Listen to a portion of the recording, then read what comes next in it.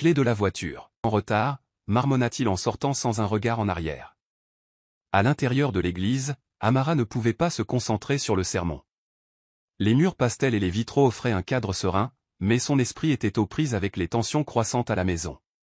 Elle chantait avec la chorale, forçant un sourire chaque fois qu'elle croisait le regard des enfants, mais une boule lui serrait la gorge. Après le service, les familles se rassemblèrent en petits groupes à l'extérieur, bavardant et riant. Déo s'éloigna, parlant à voix basse sur son téléphone. Gozi s'approcha d'Amara et lui fit un câlin serré. « Comment tu tiens le coup » demanda-t-elle à voix basse. Amara haussa les épaules. « J'essaie. Chaque jour semble plus lourd. » Elles échangèrent quelques mots de plus avant que Déo ne réapparaisse, le téléphone toujours à la main. Alors que la famille remontait dans la voiture, Junior lança depuis la banquette arrière, « Papa, on peut sortir comme tu le fais parfois ? Peut-être au cinéma ou à cet endroit que tu m'as montré sur ton téléphone avec les grands toboggans. » Amara sentit son souffle se couper. Elle savait que Junior n'était qu'un enfant innocent, mais la question était lourde de sens. Pourquoi ne pouvait-il pas sortir en famille? Pourquoi tout le temps libre de Déo était-il passé ailleurs? Déo jeta un coup d'œil dans le rétroviseur, sa mâchoire se crispant. « Cet endroit n'est pas pour les enfants de ton âge, » marmonna-t-il. Junior insista. « Mais j'ai vu des enfants sur les photos. On ne peut pas. » J'ai dit non, lança Déo, agrippant plus fort le volant. Nous n'avons pas l'argent pour ça en ce moment. Arrête de poser autant de questions. La voiture tomba dans le silence. Dami et Lota échangèrent des regards inquiets. Amara fixa la fenêtre, retenant ses larmes. En surface, il n'était qu'une autre famille rentrant à la maison après l'église. Mais en dessous, des fissures invisibles s'élargissaient. Le soir, Déo s'était retiré dans la chambre, prétendant avoir besoin de repos. Amara le trouva affalé sur le lit, le téléphone à la main. Elle rassembla son courage et s'avança pour parler. Avant qu'elle ne puisse prononcer un mot, il lui lança un regard d'avertissement, comme s'il anticipait une confrontation. Elle força un sourire, du genre qui lui faisait mal au visage. « As-tu faim? Dois-je te préparer ton dîner ?» Il secoua la tête sèchement, les yeux toujours rivés sur l'écran de son téléphone. « Je mangerai plus tard. » Et ce fut tout. Pas de conversation sur leurs finances, pas d'explication pour les nuits tardives ou les tâches suspectes. C'était comme si une barricade invisible s'était dressée entre eux. Amara se retourna et partit, les larmes coulant enfin sur ses joues. Elle se rappela silencieusement, « Reste forte, pour les enfants. » Mais cette résolution semblait plus fragile chaque jour. Ses larmes cachaient derrière des rires forcés et des assurances vides. 4 jours plus tard, Amara ramassait le linge sale sur le sol de la chambre. Les enfants étaient dans le salon, regardant un dessin animé sur leur téléviseur cabossé. Déo était parti tôt ce matin-là, prononçant à peine un mot. Elle ramassa son jean et un bout de papier glacé s'envola de la poche arrière. Elle se figea. En y regardant de plus près, c'était un reçu d'un spa de luxe, avec une ligne d'achat pour une chevillère en diamant et une note pour un forfait de massage premium. Le coût total était astronomique, de quoi couvrir facilement les frais de scolarité en retard de Junior 2 fois. Mais ce qui la glaça, c'était le nom sur la facture, Zuri. Ses mains tremblaient. Elle le lut 2 fois pour s'assurer qu'elle n'avait pas mal lu. Oui, il était clairement indiqué, service de spa pour Zuri, avec la signature de Déo en bas. La date était seulement 2 jours auparavant. Une colère brûlante l'envahit, luttant contre une tristesse dévorante. L'ampleur de la trahison la secoua. Elle pouvait imaginer Zuri, portant la chevillère en diamant, riant peut-être de la générosité de Déo pendant qu'Amara et les enfants luttaient pour manger des repas de base. L'extravagance ressemblait à une gifle en plein visage. Elle se souvint du parfum sur sa chemise, de la vidéo de la boîte de nuit, des aperçus fugaces des messages qu'il essayait de cacher. Tout se mettait en place, formant une sombre tapisserie de mensonges. Elle fixa le reçu, son visage se tordant d'un mélange de rage et de douleur. Sans réfléchir, elle se dirigea vers le placard, fouillant dans les affaires de Déo. Son cœur battait la chamade. Elle trouva d'autres reçus. Des restaurants, une bijouterie haut de gamme, et même un court séjour dans une station balnéaire. Son nom n'apparaissait sur aucun d'eux. Des pas s'approchèrent. La voix de Junior retentit du couloir. « Maman, tout va bien? Amara fourra les reçus dans la poche de Déo et força une expression calme. Oui bébé, tout va bien, cria-t-elle, sa voix tremblant très légèrement. Tu es sûr? Demanda-t-il en entrant dans la pièce. Ses yeux se posèrent sur le papier froissé dans sa main. Elle se retourna rapidement, le serrant contre elle. Je suis juste un peu fatiguée. Elle pria pour qu'il ne pose pas trop de questions. La dernière chose qu'elle voulait était d'accabler son fils de 9 ans avec des trahisons d'adulte. Va regarder ton dessin animé, murmura-t-elle en le poussant doucement vers le salon. Junior partit, et Amara s'affaissa sur le bord du lit, les larmes coulant sur son visage. Elle serra le reçu incriminant dans sa main. La douleur était à vif, une blessure ouverte qui refusait de cicatriser.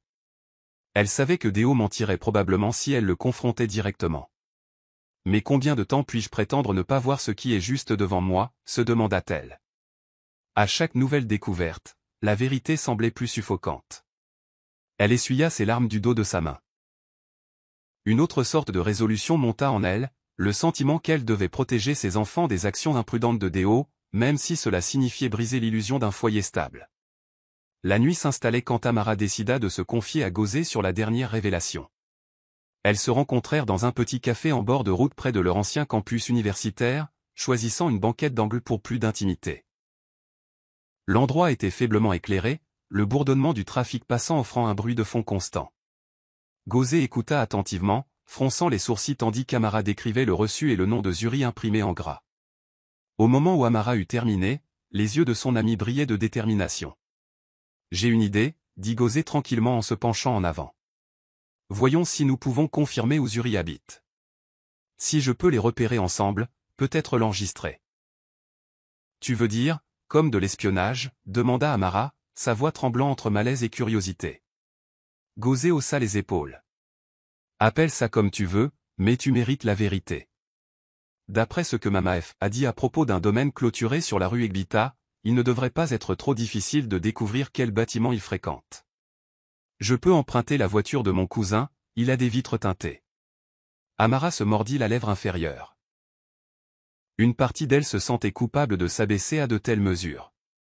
Mais la tromperie de Déo exigeait une preuve avec laquelle elle pourrait le confronter. De plus, raisonna-t-elle, c'est lui qui mène une double vie. L'avenir des enfants dépendait de la clarté et d'une certaine forme de justice. C'est ainsi que ce fut décidé. Le week-end suivant, tard un samedi soir pluvieux, Amara et Gauzé se rendirent à la rue Egbita. Elles se garèrent juste devant un grand portail, essayant de garder une distance de sécurité. Les lumières de sécurité du domaine projetaient des taches de luminosité sur la large route. Alors que les minutes s'écoulaient, les nerfs d'Amara vibraient d'anxiété. Elle pouvait à peine respirer, espérant à moitié ne rien voir, s'attendant à moitié à ce que ses pires craintes soient confirmées. Puis, vers minuit, une voiture noire élégante s'arrêta au portail. Amara reconnut instantanément la plaque d'immatriculation. C'était celle de Déo. Son estomac se noua. Elle se pencha pour mieux voir, le cœur battant à tout rompre. Déo sortit le premier, ajustant le col de sa chemise comme s'il était chez lui. Quelques instants plus tard, la porte passager s'ouvrit et une femme en sortit. Même sous les faibles lampadaires, Amara pouvait distinguer la silhouette de Zuri. Grande, mince et impeccablement vêtue. Les deux rirent, le son étouffé par la distance, mais le langage corporel était indéniablement intime. Gauzé prit son téléphone, allumant la caméra pour capturer la scène. Ils attendirent que Zuri enroule un bras autour de la taille de Déo, riant de quelque chose.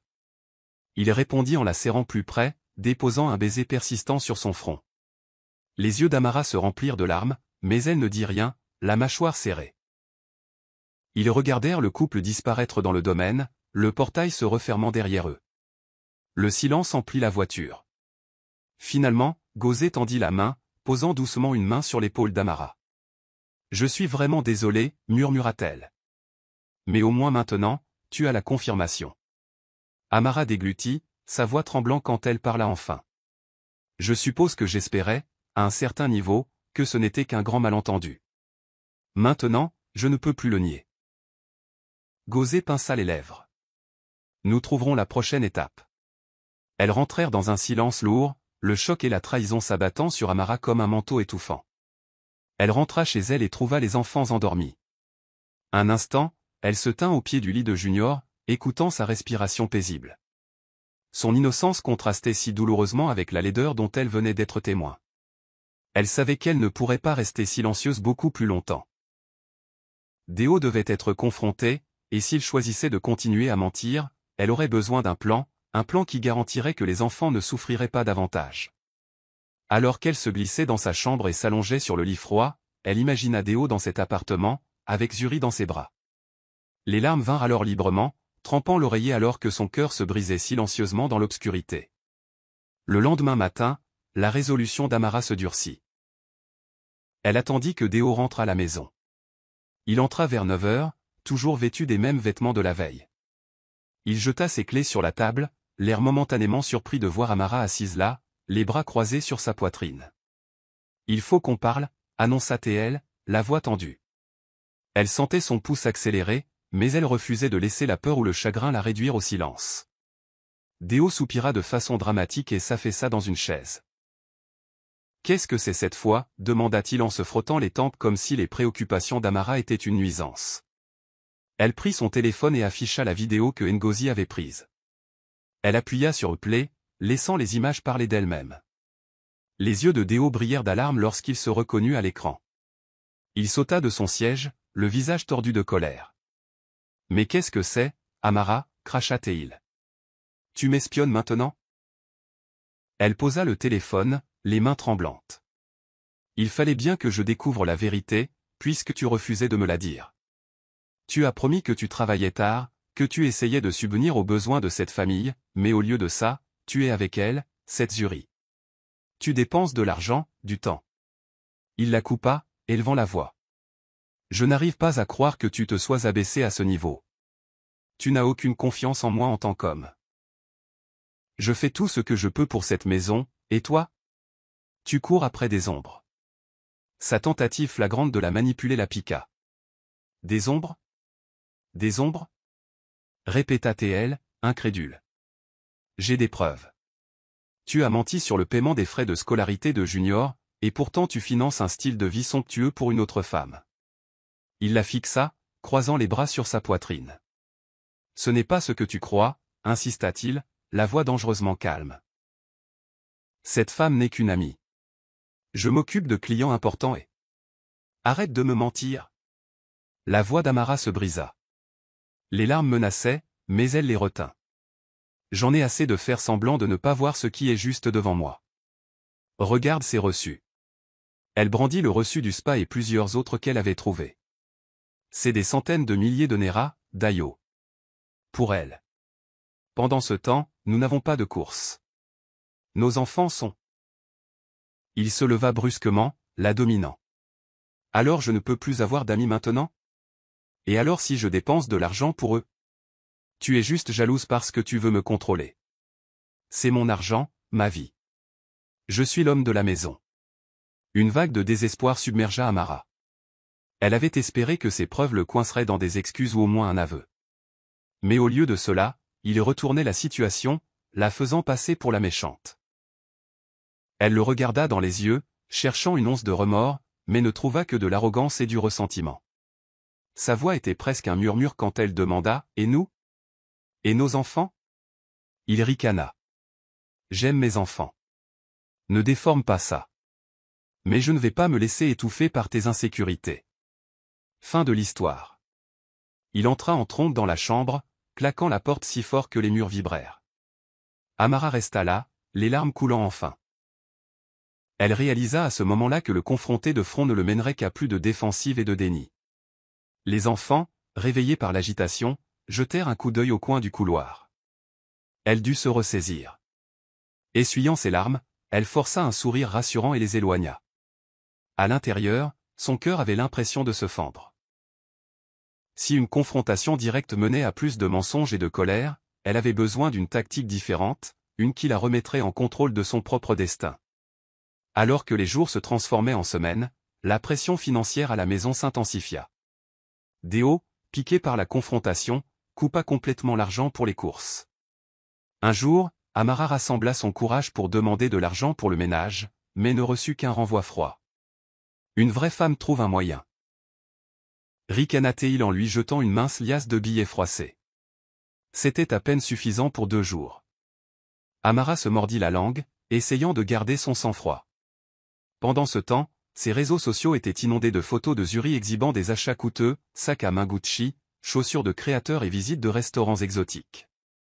Parfois, Déo faisait des apparitions dans ses publications, bien qu'il ne soit jamais directement tagué ou mentionné par Amara. Elle se sentait étouffée par l'injustice de tout cela. Pourtant, elle se ressaisit, adoptant un comportement stoïque pour le bien des enfants. Elle se levait tôt pour leur préparer des déjeuners de base, des sandwichs avec une garniture minimale et une bouillie claire pour le petit déjeuner. Chaque jour qui passait ne faisait que fortifier sa résolution silencieuse de survivre et de finalement se libérer. La nuit, quand les enfants dormaient, elle se blottissait dans le salon avec Ngozi, qui venait souvent lui tenir compagnie. Elle réfléchissait à des moyens pour Amara de gagner un peu d'argent supplémentaire, peut-être en vendant des encas faits maison ou en offrant des cours de soutien. Amara commença à ébaucher des idées pour une petite entreprise, bien que le refus répété de Déo d'investir dans ses projets la laisse financièrement étouffée. Un après-midi, une bombe massive éclata. Zuri publia une vidéo en ligne présentant des articles Gucci d'une valeur inestimable. En arrière-plan, le léger reflet de Déo pouvait être vu dans un miroir, souriant alors qu'elle exhibait sa nouvelle acquisition. Amara sentit une bouffée de colère. Tout espoir persistant que Déo aidait juste une amie s'évapora. C'était une exhibition flagrante de leur relation à la vue de tous, même si elle n'était pas explicitement étiquetée comme telle. « Arrête de regarder ça », conseilla doucement Ngozi en lui prenant le téléphone. « Ça ne fera que te faire sentir plus mal. » Amara hocha la tête, les larmes aux yeux. « Je dois faire quelque chose, murmura-t-elle. Il nous affame littéralement tout en finançant son style de vie somptueux. » Ngozi la regarda dans les yeux. « Tu le feras. Mais d'abord, tu dois garder tes plans pour toi. Ne le laisse pas te voir craquer. C'est ce qu'il veut. Il pense qu'il peut te marcher dessus. » Une nouvelle force s'enflamma en Amara. Elle jura à son ami, « Je refuse d'être une victime plus longtemps. » Sous le vernis d'un calme forcé, son esprit bouillonnait de possibilités. Il était peut-être temps de tendre ses propres pièges, de rassembler tout l'avantage juridique qu'elle pouvait. Chaque jour, les publications de Zuri et l'arrogance de Déo laissaient de nouvelles blessures émotionnelles, mais elles alimentaient aussi une détermination silencieuse. S'il pensait qu'elle se laisserait faire sans se battre, il se trompait lourdement. Le 5e anniversaire de Lota arriva sous un nuage d'incertitude. La jeune fille parlait avec enthousiasme depuis des semaines d'une fête, ou au moins d'un petit gâteau. Avec les fonds décroissants d'Amara, cependant, même la plus simple des célébrations était un effort. Tôt ce matin-là, Amara rassembla assez de pièces pour acheter un modeste cupcake à la vanille dans une boulangerie locale. Elle écrivit à la main le nom de Lota sur un bout de papier, le scotchant à un cure-dent pour former une décoration de fortune. « Joyeux anniversaire, mon petit ange », murmura-t-elle en présentant la petite gâterie à Lota, qui poussa un cri de joie. Les frères et sœurs aînés se rassemblèrent, chantant une version fausse de la chanson d'anniversaire. Dami offrit une carte faite maison décorée de bonshommes allumettes, tandis que Junior fit un câlin enjoué à Lota, promettant de partager ses vieux livres d'histoire avec elle. Amara retint ses larmes, submergée par un mélange de gratitude pour l'affection de ses enfants et de tristesse pour leur situation modeste. Elle envoya un SMS de rappel à Déo pour l'anniversaire de Lota, même s'il connaissait déjà la date par cœur. La journée s'écoula. Lota demanda plusieurs fois. « Quand papa viendra-t-il avec mon cadeau ?» Chaque question poignardait le cœur d'Amara. Elle essaya de distraire Lota avec des jeux et des chansons idiotes. Mais alors que les heures passaient sans aucun signe de Déo, les enfants finirent par s'endormir, déçus et désabusés. Vers minuit, le téléphone d'Amara vibra. Elle le vérifia à la hâte, espérant que c'était Déo avec une excuse, peut-être une promesse de passer le matin. Au lieu de cela, une alerte de réseau social apparut sur son écran, la nouvelle publication de Zuri, surprise de vacances, accompagnée de photos d'un complexe hôtelier luxueux. Déo était clairement en arrière-plan, portant des lunettes de soleil et une montre coûteuse, trinquant avec elle. L'horodatage indiquait seulement quelques heures auparavant. Amara fixa les images, la piqûre de la trahison plus vive que jamais. Alors que l'anniversaire de sa propre fille passait sans un seul cadeau ni appel téléphonique, il était parti célébrer avec Zuri. Elle ravala un sanglot qui, éteignant son téléphone avec des mains tremblantes. Elle se glissa dans la chambre de Lotta, contemplant la forme endormie de sa fille. Malgré le chagrin, elle ressentit un besoin urgent de protéger et de subvenir aux besoins de ses enfants d'une manière que Déo avait échoué à faire. Elle se pencha, déposant un doux baiser sur le front de Lotta. Dans ce moment silencieux, elle résolut de ne plus jamais laisser cela se produire. Elle se jura que l'année prochaine, l'anniversaire de Lotta serait rempli de joie et d'abondance. Avec ou sans Déo. Avec ou sans Déo. Le chagrin de la soirée solidifia sa détermination. Elle ne pouvait plus rester les bras croisés à regarder ses enfants souffrir pendant qu'il prodiguait son attention et ses ressources à une autre femme. La détresse d'Amara l'a conduite à se confier plus profondément à Ngozi, qui a suggéré qu'elles engagent un détective privé pour clarifier l'étendue de la tromperie de Déo. Ngozi avait un ami qui connaissait quelqu'un, le détective Nedu, un professionnel discret mais minutieux spécialisé dans les affaires domestiques. Une semaine plus tard, le détective Nedu arriva à l'appartement de Ngozi. Un homme grand et mince aux yeux vifs et observateurs, il prit des notes pendant qu'Amara racontait les transactions suspectes, les reçus et le changement soudain de comportement de Déo. Vous soupçonnez donc votre mari de financer un autre foyer? Demanda doucement le détective. Amara hocha la tête. Oui. Et d'après ce que je comprends, c'est dans un autre quartier de la ville, plus chic. Le détective Nedu hocha la tête, tapotant son stylo d'un air pensif. Nous allons le découvrir. Généralement, ces affaires laissent de nombreuses traces écrites.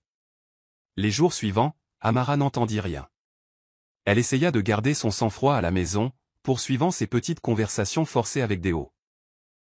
Bien qu'il restât distant, il faisait parfois des commentaires passagers sur son besoin d'espace ou sur ses voyages d'affaires. Elle hochait simplement la tête, stockant chaque information pour une utilisation future. Enfin, un appel téléphonique. Le détective Nedu confirma que le nom de Déo figurait sur le bail d'un appartement dans un immeuble chic de l'autre côté de la ville. Le loyer seul dépassait le coût annuel de tout leur modeste appartement. Amara serra le téléphone, sa voix tremblant. Alors il loue vraiment un autre endroit. Oui, répondit Nedu de manière factuelle. Et selon mes sources, une femme correspondant à la description de Zuri a été vue le fréquenter. Ils entrent et sortent ensemble. Les factures de services publics sont également au nom de votre mari. Les pires craintes d'Amara se solidifièrent en une dure réalité. L'homme qui contribuait à peine aux courses de leur ménage payait pour un deuxième appartement, offrant à Zuri tout ce qu'elle désirait. Elle remercia tranquillement le détective Nedu, une détermination froide parcourant ses veines. La trahison n'était plus seulement émotionnelle. Elle était financière, stratégique et délibérément cruelle. C'est tout ce dont j'ai besoin pour l'instant, dit-elle au détective. Merci. Elle raccrocha et s'assit sur le bord de son lit, fixant son reflet dans le miroir. Elle se souvint comment elle et Déo avaient commencé leur vie ensemble avec amour et espoir. Maintenant, elle avait l'impression de s'être réveillée d'un rêve naïf, face à un manipulateur dont la tromperie était plus profonde qu'elle ne l'avait jamais imaginé. Serrant le téléphone, elle se murmura, ça se termine ici. Ses prochains mouvements exigeraient courage et ruse. Si Déo pensait pouvoir les garder dans l'ignorance tout en gâtant sa maîtresse, il sous-estimait sa résolution. Elle refusait d'être la femme docile plus longtemps. À partir de ce jour, Amara se mit à sourire davantage en présence de Déo, agissant comme si de rien n'était. Elle le saluait joyeusement quand il rentrait tard, lui proposant même de réchauffer son dîner. Elle évitait toute mention d'argent, de Zuri ou du deuxième appartement. Déo sembla méfiant au début, mais il se détendit progressivement dans cette nouvelle dynamique, peut-être convaincu qu'il avait réussi à la remettre à sa place. Amara joua le rôle à la perfection, portant un masque de contentement calme tandis que la fureur et le chagrin bouillonnaient en dessous. Elle réalisa que le confronter de front ne menait nulle part. Cela ne faisait qu'exacerber la tension, et il se dérobait avec colère. Au lieu de cela, elle décida d'observer, de prendre des mesures discrètes en coulisses, s'assurant d'avoir un plan pour se protéger, elle et ses enfants. Quand Déo se vantait de potentiels voyages d'affaires, elle feignait l'intérêt. « Oh, c'est merveilleux, chérie », disait-elle en forçant une expression joyeuse. « Je suis sûr que ce sera rentable. » Il hochait la tête, l'air presque fier, comme s'il croyait qu'elle avait enfin accepté son style de vie. Il était loin de savoir qu'elle recueillait des informations et attendait le moment parfait pour frapper. À l'intérieur, cependant, elle luttait avec le fardeau émotionnel. Il semblait contre nature de prétendre que tout était normal, de rire de ses blagues superficielles, de le regarder mettre un parfum coûteux avant de partir pour une autre soirée. À plusieurs reprises, elle s'excusait pour aller aux toilettes, où elle fixait le miroir, les larmes lui brûlant les yeux, et se rappelait. C'est temporaire.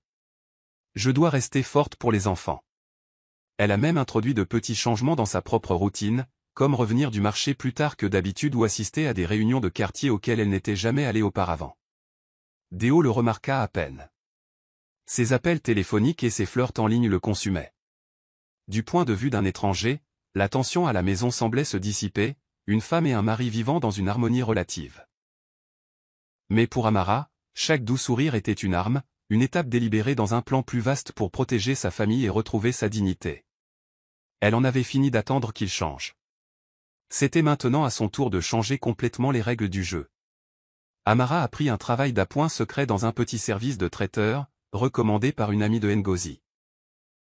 Chaque matin de la semaine, elle se levait très tôt, préparait les enfants pour l'école, puis sortait précipitamment, prétextant des courses. En réalité, elle se dirigeait vers un mini-restaurant en ville, où elle aidait à cuisiner et à emballer les commandes. Bien que le salaire soit modeste, elle serrait chaque chèque de paie comme une bouée de sauvetage. Avec le temps, elle a réussi à économiser de petites sommes sur un compte bancaire que Déo ne connaissait pas. Elle a également commencé à prêter une attention particulière aux documents financiers de Déo, relevés bancaires, titres de propriété, tout ce qu'il laissait négligemment traîner ou rangeait dans la maison. Elle a découvert des références énigmatiques à des transactions commerciales dans certaines transactions bancaires. Chaque fois qu'elle trouvait quelque chose de suspect, elle le photographiait avec son téléphone. Elle gardait ses reçus numériques dans un dossier protégé par mot de passe, les envoyant parfois par email à un compte qu'elle avait créé sous un faux nom. Plus elle en découvrait, plus elle réalisait que Déo s'était empêtré dans des pratiques douteuses. Elle a vu des factures gonflées, des virements suspects et même des notes sur une comptabilité créative. Chaque découverte alimentait sa résolution, bien que cela lui brise simultanément le cœur de voir à quel point il s'était éloigné de l'homme autrefois honorable qu'elle avait épousé. En même temps, sa relation avec les enfants s'épanouissait. Ils remarquèrent qu'elle ne tressaillait plus au pic de Déo ou ne se plaignait plus du manque d'argent à la maison. Junior, toujours perspicace, lui demanda un soir, « Maman, tu as l'air plus heureuse. Quelque chose de bien s'est-il passé ?» Amara lui sourit, lui ébouriffant les cheveux. « J'apprends juste à apprécier la vie, » répondit-elle prudemment. Quoi qu'elle apporte. En vérité, sa nouvelle force venait de la clarté et d'un plan secret, deux choses dont elle priait qu'elle leur assure un avenir plus radieux. Elle en avait fini d'être la femme timide. Si Déo insistait pour financer le style de vie d'une autre femme, soit. Mais il ne le ferait pas au détriment du bonheur et de la sécurité de ses enfants. À l'approche de l'anniversaire de Déo, Amara a élaboré un plan audacieux.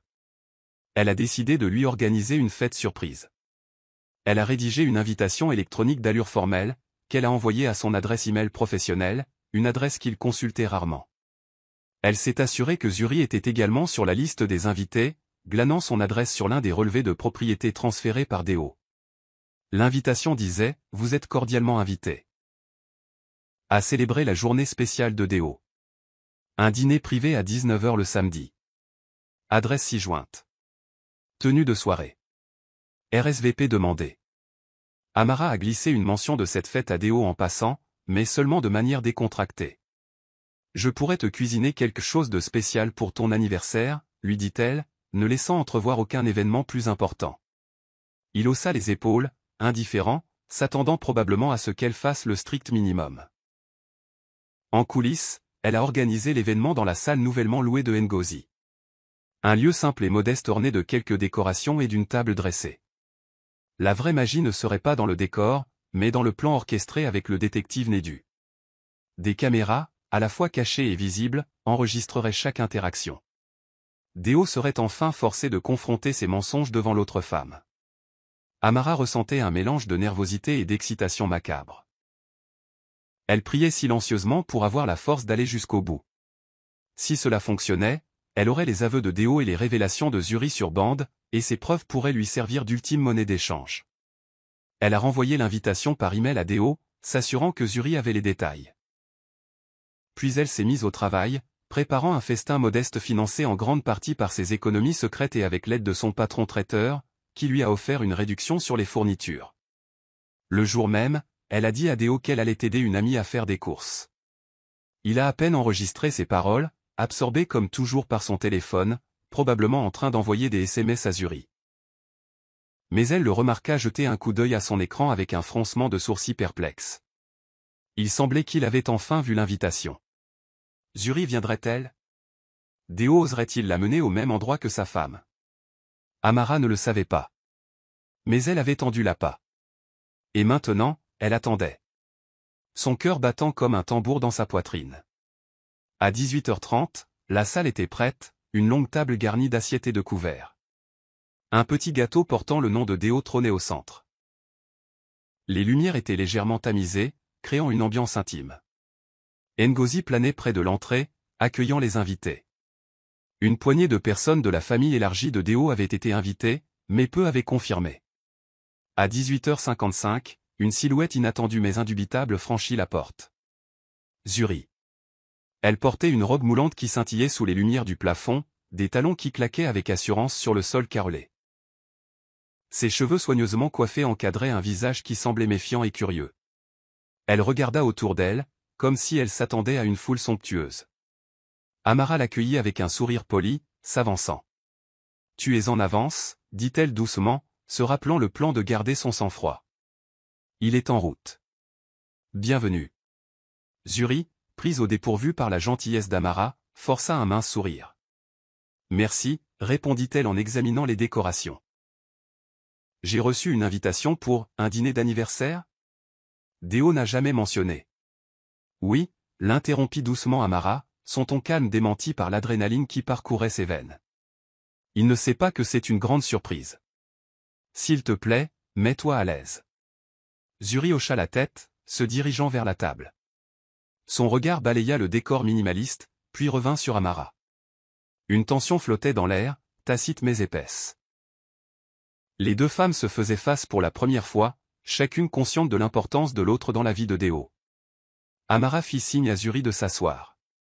Elle jeta discrètement un coup d'œil à la caméra cachée placée dans une plante en pot par le détective Nedu, qui observait depuis une pièce voisine. Son esprit tournait à l'idée de ce qui pourrait se passer ensuite. Elle garda son sang-froid, maintenant sa voix stable. « Voudrais-tu quelque chose à boire ?» demanda-t-elle en désignant une petite table où était disposé du jus de fruits et du soda.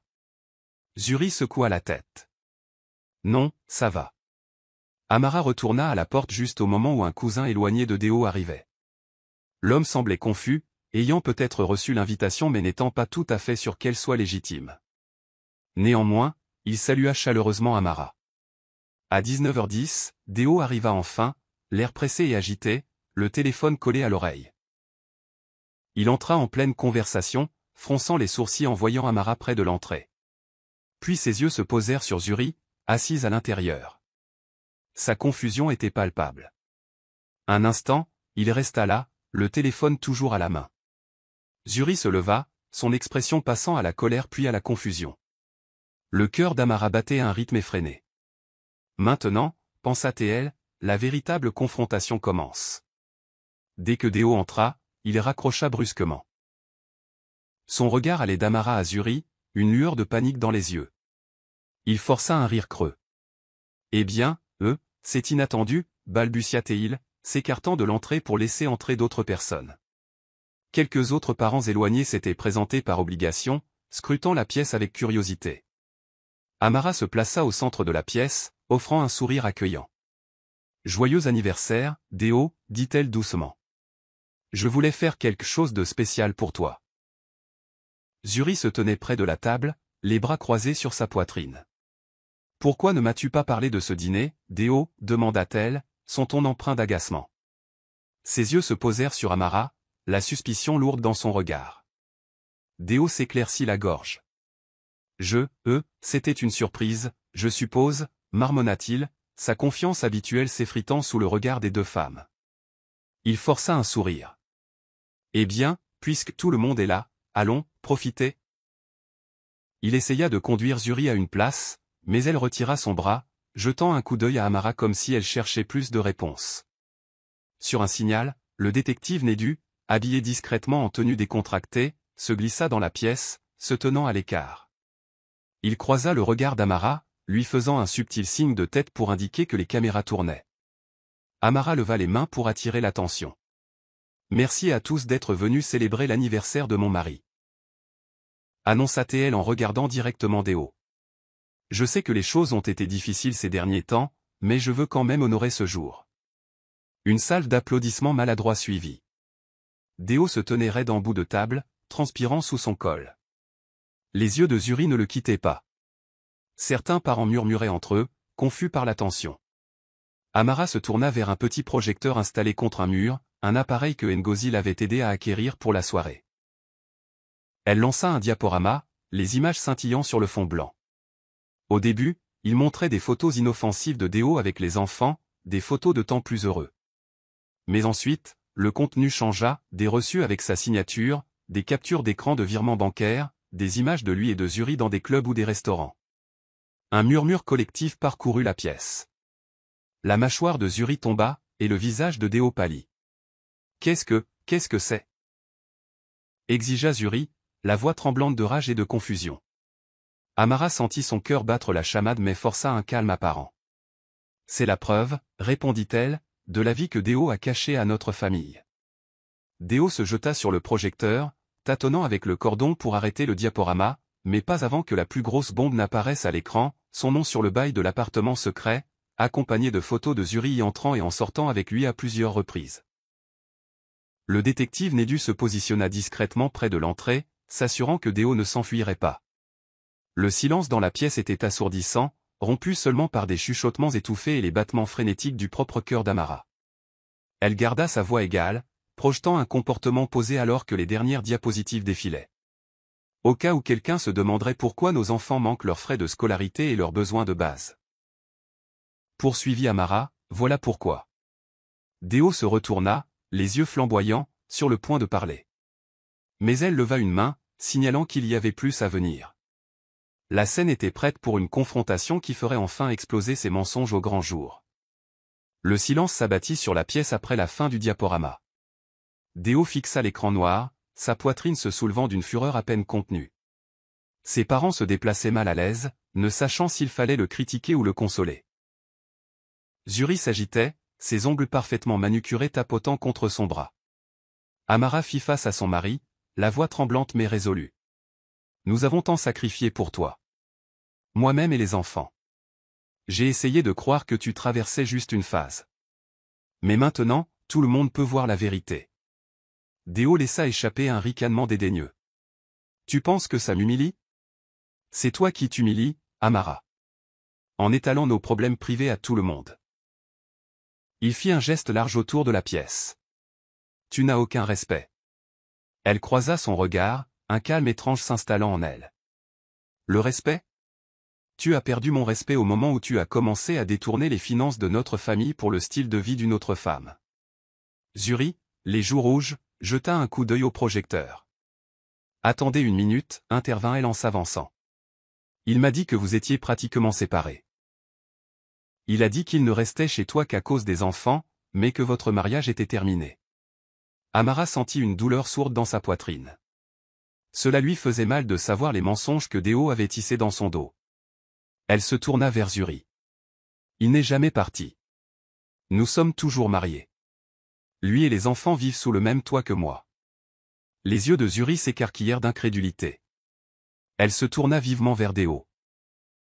Tu as dit qu'elle était fauchée, amère, et que vous finalisiez un divorce. Tu m'as fait investir mon temps en toi parce que je pensais que tu étais libre.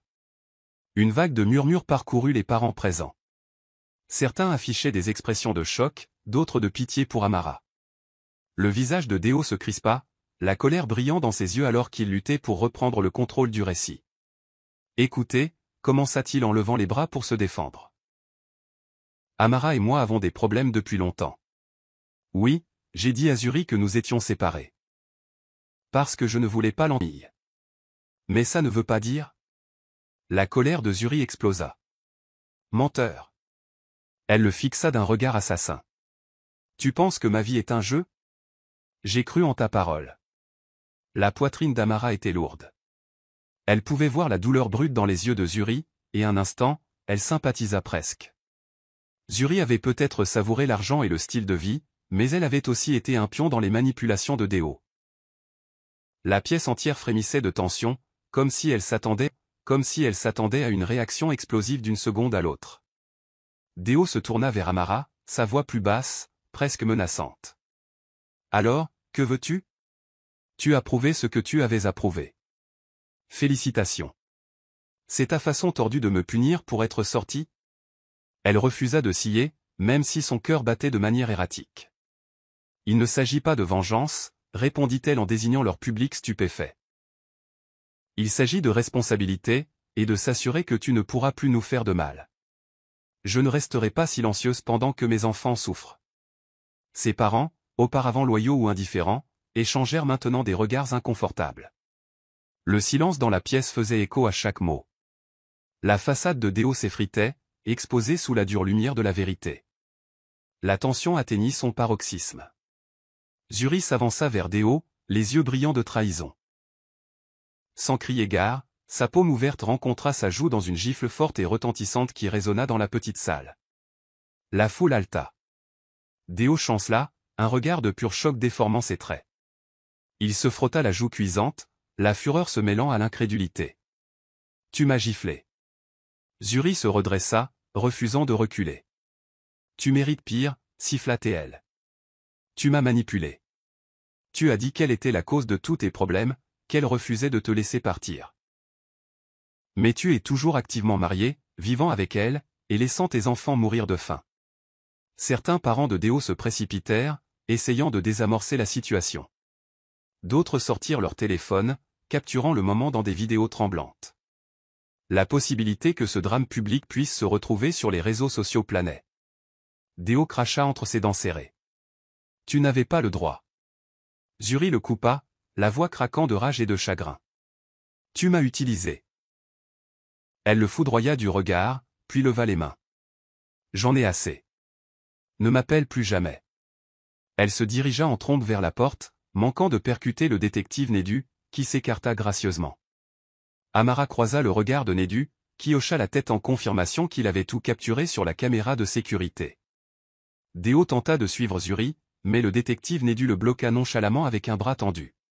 « Je pense que vous voudrez peut-être rester et terminer votre conversation, monsieur, » murmura le détective. « Nous avons des papiers à discuter. » Deo cligna des yeux, confus. « Des papiers ? De quoi parlez-vous ? » À ce moment, Zuri jeta un coup d'œil en arrière.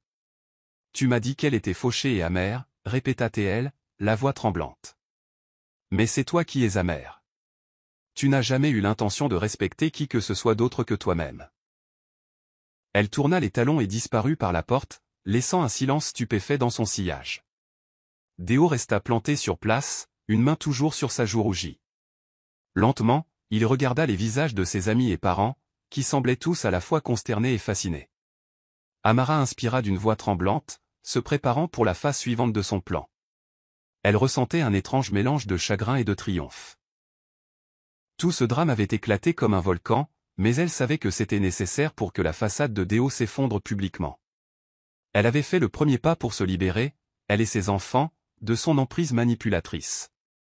Le détective Nedu s'avança, tenant un dossier rempli de documents. « Deo, » commença-t-il d'une voix égale, « mon nom est Nedu, et j'ai travaillé avec Madame Amara pour recueillir des informations sur vos activités financières et vos obligations familiales. » Les yeux de Deo balayèrent nerveusement la pièce. Il pinça les lèvres en une grimace de défi. « Et alors ? Vous pensez pouvoir me faire chanter ?» Nedu ignora la pique, distribuant calmement des copies des documents aux personnes présentes. « Ceci est la preuve d'une faute financière, y compris le détournement de fonds du ménage, le non-paiement de la pension alimentaire et la location d'un appartement séparé en violation de votre contrat de mariage. Il y a aussi des transactions professionnelles douteuses. » Amara retint son souffle, sentant son cœur battre dans ses oreilles. Elle jeta un coup d'œil aux parents de Deo. Leurs expressions oscillaient entre le choc, l'inquiétude et la consternation. Une femme qui était probablement la tante de Deo secoua lentement la tête, comme si elle pouvait à peine croire ce qui se passait. Un silence tomba sur la pièce alors que Nedu continuait. « Légalement, nous avons des motifs pour vous accuser de négligence et éventuellement de fraude financière. Amara a également préparé un dossier d'abandon d'enfant, si vous refusez de remplir vos obligations. Déo foudroya Amara du regard, une rage pure tordant ses traits. Comment oses-tu faire ça dans mon dos? Tu penses être la seule à pouvoir jouer à ce jeu. Elle croisa son regard avec une résolution d'acier. Tu ne m'as pas laissé le choix. Nos enfants ont faim pendant que tu dépenses sans compter pour une autre femme. Je ne laisserai pas ça continuer. Nedu tendit à Déo une série de papiers officiels. Ce sont des documents juridiques préliminaires. Vous pouvez soit coopérer avec Amara, régler ces questions et subvenir aux besoins de vos enfants, soit faire face aux conséquences devant les tribunaux. Si cela va au tribunal, vos transactions financières feront l'objet d'un examen approfondi. Déo arracha les documents, les parcourant avec des mains tremblantes. Des perles de sueur perlaient sur son front. Son arrogance antérieure se fissura sous le poids des ramifications juridiques potentielles. Certains de ses parents chuchotaient entre eux, des expressions d'inconfort gravées sur leur visage. Quelques-uns lancèrent des regards accusateurs à Déo, se souvenant peut-être des fois où il s'était vanté d'affaires ou de dépenses somptueuses. Amara garda son sang-froid. Chaque fibre de son être voulait crier sur Déo pour la douleur qu'il avait causée, mais elle se força à rester calme. Il s'agissait des enfants et de la sécurisation de leur avenir, pas d'un moment de vengeance mesquine. Il feuilleta page après page, de plus en plus agité. Le silence continua, la tension si épaisse qu'on aurait pu la couper au couteau.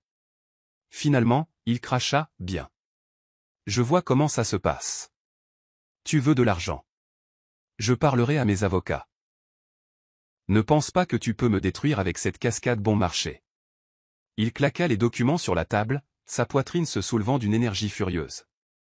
Pourtant, sous la rage, il y avait une lueur d'anxiété dans ses yeux. Amara y reconnut de la peur. Il savait qu'il était acculé. Elle parla doucement mais fermement. « Je ne veux pas te détruire, Déo. Je veux que tu sois responsable de nos enfants, tes enfants, et que tu arrêtes de mentir. Tu as fait ton choix. Maintenant, vis avec. » Le détective Nedu hocha la tête, reculant pour laisser le poids des paroles d'Amara s'installer. La pièce entière resta immobile, traitant l'ampleur de ce qui venait de se passer. La nouvelle de la révélation dramatique de l'anniversaire s'est répandue plus vite qu'un feu de brousse.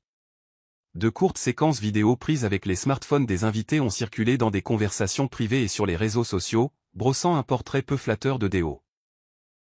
Bientôt, il a été convoqué à son lieu de travail pour répondre à des rumeurs de fraude potentielle, grâce aux transactions bancaires suspectes qu'Amara avait découvertes. En une semaine, Déo a perdu son emploi. L'entreprise a invoqué une violation de l'éthique et a décidé qu'il était plus sûr de couper les ponts plutôt que de risquer un scandale. Ses comptes ont été simultanément signalés en raison de l'affaire judiciaire en cours qu'Amara avait engagée. Ce gel est arrivé au pire moment possible pour lui. Pas de revenus stables, pas de filet de sécurité. Zuri s'est également complètement déconnectée de lui. Elle a bloqué ses appels, l'a désabonné des réseaux sociaux et a publié un message énigmatique sur l'élimination de l'énergie toxique de sa vie. La reprise de possession de la voiture de luxe qu'il lui avait offerte a été le coup de grâce. Sans l'approvisionnement financier constant de Déo, Zuri n'avait aucune raison de s'attarder dans le chaos. De retour à l'appartement, Déo boudait, devenant de plus en plus amer et rancunier. Il a blâmé Amara pour sa chute, refusant de voir le rôle que ses propres choix avaient joué. Un matin, après une dispute animée, il a fait un petit sac et est parti, vomissant des remarques haineuses sur la façon dont elle avait ruiné son avenir. Bien que son départ ait laissé Amara avec des émotions mitigées au soulagement de son absence, tristesse pour ce qui aurait pu être où elle s'est concentrée sur la protection de ses enfants. Elle s'est appuyée sur les conseils du détective Nedu pour s'assurer que le processus juridique se poursuive. Maintenant que Déo était sans emploi, récupérer la pension alimentaire pourrait être un défi, mais ils avaient un dossier solide au tribunal. À l'intérieur, Amara sentit les faibles frémissements de l'espoir. L'obscurité qui avait assombri sa maison se dissipait. Les enfants, bien que confus par le départ brusque de leur père, semblaient en quelque sorte plus légers, libérés de la tension qui pesait autrefois sur la maison.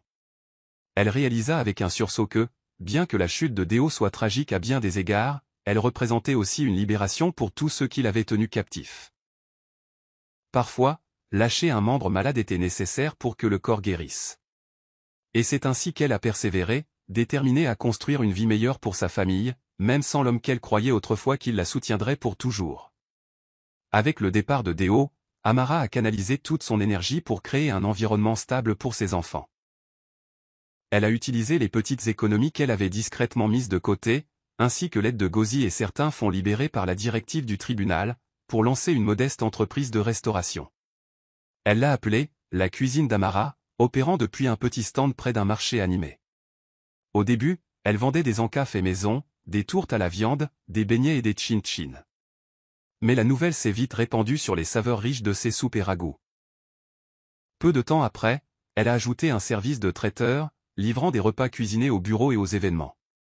Mama F a été sa première cliente fidèle, se présentant tous les jours pour acheter un contenant de soupe ou une portion de riz. Elle racontait à tue-tête que la cuisine d'Amara avait le goût des bénédictions de Dieu. De nombreux voisins, curieux de l'engouement, se sont arrêtés. Certains l'ont reconnue grâce à l'histoire virale, mais ont été attirés par son sourire contagieux et l'arôme de ses plats. La confiance d'Amara s'est épanouie avec chaque client satisfait. Elle se levait avant l'aube pour commencer à cuisiner, équilibrant ses tâches au stand avec les soins de ses enfants, qui allaient maintenant à l'école sans crainte d'expulsion. Elle a négocié avec les fournisseurs, trouvé des moyens de réduire les coûts et a même embauché une assistante à temps partiel à mesure que la demande augmentait. La transformation l'a étonnée. Autrefois timide et craintive, elle accueillait maintenant chaque défi avec un optimisme déterminé. Elle a vu qu'elle avait le pouvoir de tracer sa propre voie, libre de l'emprise de Deo. Bien que les nuits restent difficiles, elle pleurait parfois l'amour perdu ou la trahison qui avait brisé sa famille. Elle essuyait toujours ses larmes et se résolvait à aller de l'avant. Debout dans son stand, remuant une marmite de ragoût bouillonnant, elle regardait souvent autour d'elle avec gratitude. C'était son nouveau départ, sa renaissance. Ses enfants n'avaient plus à dépendre des caprices d'un homme trop égoïste pour s'en soucier. Ils avaient la force de leur mère et la chaleur d'une communauté qui se ralliait derrière eux. Le temps passa, et chaque jour, l'atmosphère dans la maison d'Amara s'allégea. Junior excellait dans ses études, ne s'inquiétant plus d'être renvoyé chez lui pour des frais impayés. Il se découvrit une passion pour la science, remportant un petit prix aux concours intermaisons de l'école. Amara rayonnait de fierté alors qu'il présentait son modèle de système solaire fait maison. Dami, toujours la plus calme, commença à explorer la musique. Elle fredonnait des airs dans la maison, tapant des rythmes sur les tables et les chaises. En l'entendant s'entraîner après l'école, Amara reconnut un talent prometteur. Elle économisa pour acheter à Dami un clavier d'occasion, et les yeux de la jeune fille s'illuminèrent de gratitude. Lotta, à 5 ans, avait l'esprit insouciant d'un enfant enfin en paix. Elle riait souvent, de profonds rires contagieux qui résonnaient dans l'appartement. Fini le temps où elle se demandait pourquoi il ne pouvait pas s'offrir de petites gâteries. Maintenant, si la famille avait des fonds supplémentaires, Amara la surprenait avec un dessert fait maison ou un livre de coloriage amusant. Parfois, Deo appelait, mais c'était plus par désespoir que par véritable sollicitude. Il divaguait sur le fait que les enfants lui manquaient ou que la procédure judiciaire était injuste. Amara l'écoutait poliment, mais elle ne le laissait jamais ébranler sa nouvelle stabilité. Les enfants lui parlaient brièvement au téléphone, mais leur lien semblait au mieux ténu, éclipsé par sa longue absence et sa négligence antérieure.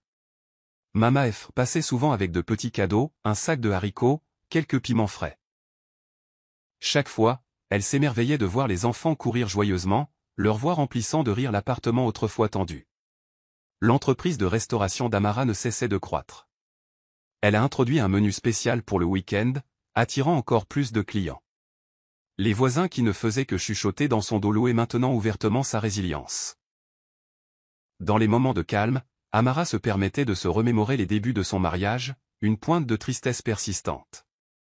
Mais elle l'écartait rapidement, se concentrant sur les visages radieux de ses enfants. Ils étaient son but et sa joie.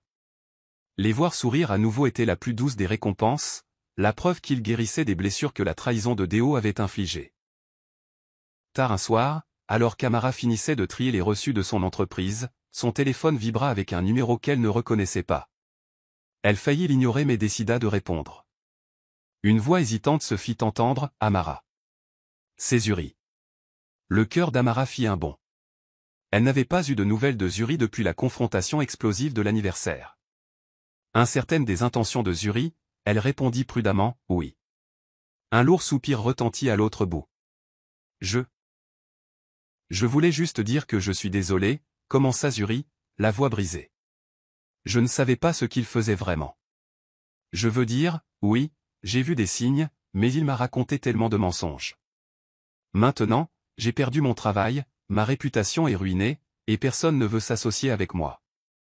Je suis brisé. Amara se frotta les tempes, se souvenant de la femme qui se vantait autrefois de ses achats de créateurs en ligne. Elle pensa au chagrin que Zuri devait avoir ressenti en réalisant que Déo l'avait également utilisé. Une partie d'Amara sympathisait avec sa situation, une autre ne pouvait oublier la douleur que Zuri avait aidé à infliger à sa famille. « Je ne t'ai pas demandé de faire ça », dit Amara d'un ton égal, en essayant de garder sa voix mesurée. « Tu as fait tes propres choix aussi. Alors pourquoi m'appelles-tu » Le silence persista, puis Zuri expira. « Je suppose que j'espérais que tu comprendrais. Je n'ai jamais eu l'intention de déchirer ta famille. J'étais stupide et aveuglé par les cadeaux. Je suis désolé, vraiment. » Amara ferma les yeux, laissant les excuses s'imprégner. Elle imagina Zuri seul, dépouillé des illusions que Déo avait tissées. Pourtant, le mal était fait. Aucune excuse ne pouvait effacer la trahison ou la douleur infligée à elle et à ses enfants. Finalement, Amara répondit, la voix douce mais résolue. « J'accepte tes excuses, mais ne t'attends pas à ce que les choses redeviennent normales. Nous avons chacune notre chemin maintenant. Je te souhaite le meilleur. » Elle raccrocha avant que Zuri ne puisse répondre. Une vague d'émotion la parcourut, colère, sympathie, clôture. Elle posa le téléphone et regarda autour du salon modeste mais confortable qui symbolisait maintenant son indépendance durement gagnée. Un poids se leva de sa poitrine. Laissons Zuri trouver son propre chemin. Amara avait trop à reconstruire pour s'attarder sur le passé. Quelques mois plus tard, alors que la poussière retombait, Amara se tenait devant sa boutique nouvellement agrandie, une modeste vitrine sur laquelle on pouvait lire « La cuisine et le traiteur d'Amara ». L'enseigne officielle venait d'être installée, et elle ressentit une immense fierté en voyant son nom en lettres grasses. Junior était à ses côtés, l'aidant à transporter de nouvelles fournitures de cuisine. Dami et Lotta sautillaient joyeusement, excités par les bannières colorées et la promesse d'une véritable inauguration. À l'intérieur, Mama F discutait déjà avec les premiers clients, louant les talents d'assaisonnement d'Amara. Ngozi, rayonnante de fierté, organisait un présentoir de pâtisserie près du comptoir. Amara sortit un instant, inspirant l'air frais du matin. Le soleil se levait chaudement sur le quartier, illuminant les murs fraîchement peints et se reflétant sur les vitres. Elle passa une main sur l'enseigne, traçant les lettres, et sentit les larmes lui monter aux yeux, non pas de chagrin, mais de gratitude et de triomphe. Une petite foule se rassembla, offrant des félicitations et prenant des photos du magasin. Certains la reconnurent de la tristement célèbre saga en ligne, d'autres admiraient simplement sa détermination. Les caméras des blogueurs locaux planaient, capturant chaque détail. Amara se tourna pour leur faire face, son esprit dérivant vers le douloureux voyage qui l'avait mené ici. Elle croisa le regard d'un objectif, sa voix résolue. « Ne suppliez jamais quelqu'un de valoriser ce qu'il ne mérite pas, dit-elle doucement. Parfois, le silence est la plus bruyante des vengeances. » Un moment de silence stupéfait suivit, puis quelques applaudissements. Les mots restèrent en suspens dans l'air, résonnant avec ceux qui connaissaient son histoire. Devant elle se dressait un avenir incertain, mais elle se sentait prête à l'embrasser. Elle avait ses enfants, son entreprise et sa dignité retrouvée. Les jours d'attente de l'approbation de Déo ou de miettes d'affection étaient révolus. À leur place se trouvait une femme renaissant de la trahison et de l'adversité, plus forte que jamais. Alors qu'elle se retournait vers sa boutique animée, elle emportait avec elle la dernière leçon qu'elle avait apprise dans la douleur, la sureté. Acher sich mider and Martin sat document je findan, aufzeichningen, die tami family midem tot den vater in verbindung bringen. Aber jet nicht nur geld. Jet tiefe. Andelt sich en international syndicat, und ist nicht nur tami. Damien ist mer involvière, als wir dachtan mam lief en schochoer über den Rücken. Was bedeutet das? In welcher Gefahr schweben wir, Theo Gesicht Sosdrück verdinkelt sich. In grosse. Aber wir haben jetzt en Chance. Midiesen documentant que non wir sie endlich zu voll zu bringen. Aber wir müssen schnell handeln, bevor sie merken, dass wir ihnen auf der Spur sind mam nicht, ihr entschlossen et verartet sich. Ich bin dabei. Oiseau chimé et costet, ich bin bereit et theolektier en beruigeant dans die schulte. Wir schaffen das, mam. Zusammen wenn du immer noch hier bist, bedeutet das du die Geschichte geniest. Drück großzügig auf den Gefällt mir Button und abonnier für weiter fesseln Geschichten wie dies. Wir würden infreuen, vont dir zuren. Welch Loren hast du aus diese Geschichte gesogen? Teiden j'ai dans quand in den Kommentaren un temps. Bis zur nächsten Geschichte.